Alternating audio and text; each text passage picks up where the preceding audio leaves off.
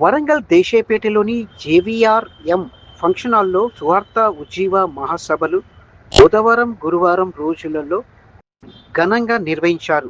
ఉదయమున బైబిల్ అధ్యయన తరగతులు నిర్వహించబడిన సాయంత్రం సువార్త కూడిక ఉజ్జీవ మహాసభను నిర్వహించారు.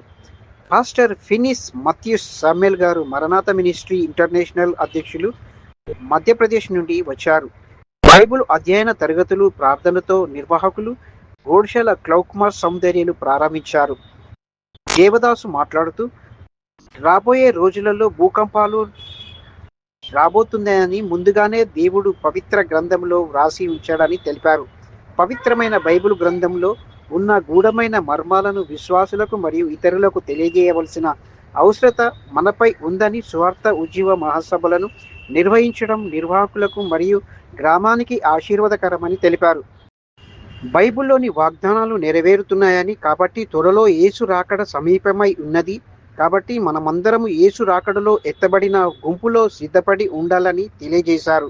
ఈ కార్యక్రమంలో నిర్వాహకులు జిడి క్లౌకుమార్ Soundarya, Ginnaram Dayakar, Jupaka Wilson, Gorre Krishna, K John Prasad, G Moses, Jannu Aniprasad తదితరులు పాల్గొన్నారు.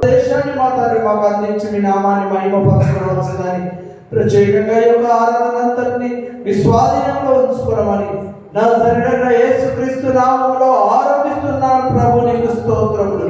మీ నామానికి మహిమకరమైన ప్రీతికరమైనటువంటి నా తండ్రి ఆరాధనని జరిగించుకొని మీ నామాన్ని మహిమపరచుకోవాల్సిందిగా నజరేయుడు పునరుత్థానుడైన యేసుక్రీస్తు అతి పరిశుద్ధమైన నామములో ప్రార్థించడానికి వేడుకుంటున్నాము తండ్రి.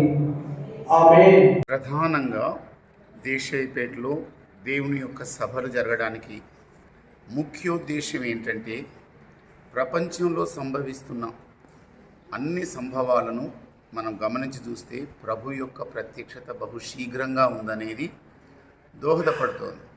కనుక దానిని ప్రత్యక్షంగా ప్రజలకు అందించడానికి కొరకు ఈ సభలు ప్రాముఖ్యంగా ఏర్పాటు చేయడం జరిగింది. దీని ఉద్దేశ్యం కూడా అదే. దేవుని పవిత్ర గ్రంథంలో ప్రవచన రీతిగా ప్రభు పలికిన ప్రతి మాట కూడా ఈ యుగాంతమందు అనగా ఈ కృపాయుగం యొక్క చివరి గడియల్లో నెరవేరుతున్నాయి. అవన్నీ కూడా దర్పంలాగా మనకందరి ఎదుట కనబడుతున్నాయి. కనుక వాటిని ప్రజలను ఉత్తేజపరచడం కొరకు, ప్రభు రాకడ కొరకు సిద్ధపరచడం కొరకు ఈ సభలు అనేవి ఏర్పాటు చేయడం జరిగింది. ఈ సభల యొక్క సారాంశం కూడా అదే అందించబడుతుంది.